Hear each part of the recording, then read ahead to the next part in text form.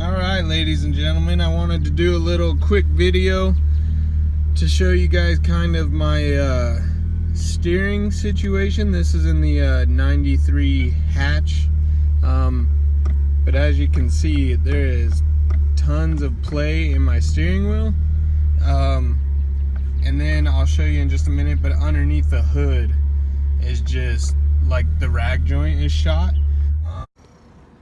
So here's the kit from late model restoration, where it looks like Dorman makes them, but it looks like it's just a rubber piece and some hardware. So I'll get the hood popped and show you what it looks like, what my old one looks like.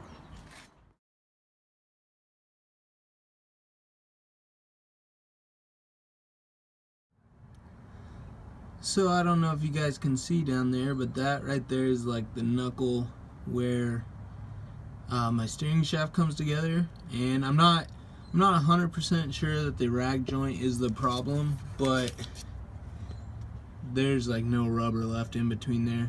So I'm gonna go ahead and replace the rag joint, and I don't know if you can see this, but well, you definitely can't see it with my arm there, but I'm gonna go ahead and replace it, and hopefully that'll clear it up, but if not, I'll have to go from there to see what is the matter. Alright guys, so what I did was I took my steering shaft out of the car. Basically there's a bolt up top here, and then there's a bolt that holds like a clamp on the rack and pinion. I actually couldn't get that off, so there's these two bolts here. I just took the nuts off, and then I was able to rotate the steering wheel enough to get this all to slide out. It was pretty tight under there. I might be able to show you some spots, but this right here was all that was left of my rag joint. And so what you got to do is, or what I'm going to do is, you take the two, like if you were able to get the bottom piece out, you would take these two nuts off, of course, and then there's these dowels or rivets, or I'm not real sure what they are.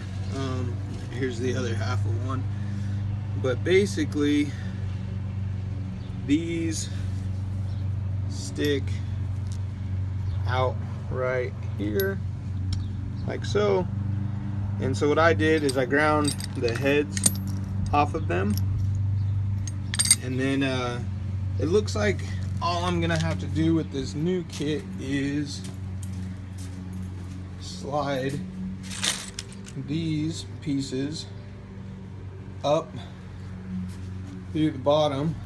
I'm gonna show you, like so, which will allow for the rag joint to sit in here.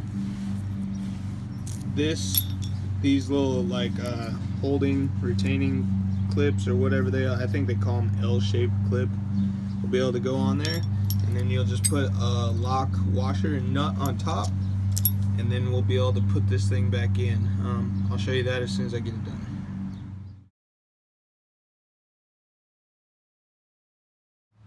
Alright guys, so here is the rag joint reassembled, more or less. I think the kit that I got is more or less like a universal kit, so I only had to use this piece here with that lock washer and nut, and then this piece here with the lock washer and nut. I don't think that those different size diameters make a difference. I'm about to find out. And then I just reused this old bolt and nut, and then I just sprayed the backside with some self-etching primer from where I had to grind off the old pieces. So I got my bolts where it goes into the more or less the steering wheel half of the of the steering shaft, and then I have the bolt already installed in the rack side. So I'm going to slide underneath here and try to get that wrestled back in. Alright guys, so here we are under the car. This is the new rag joint is in. All you basically have to do is, there's like a little triangle piece that you can see right there.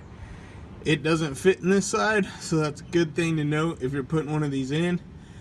You want just the bolt with the flat L bracket on this side with your bolt that goes into the rack and pinion.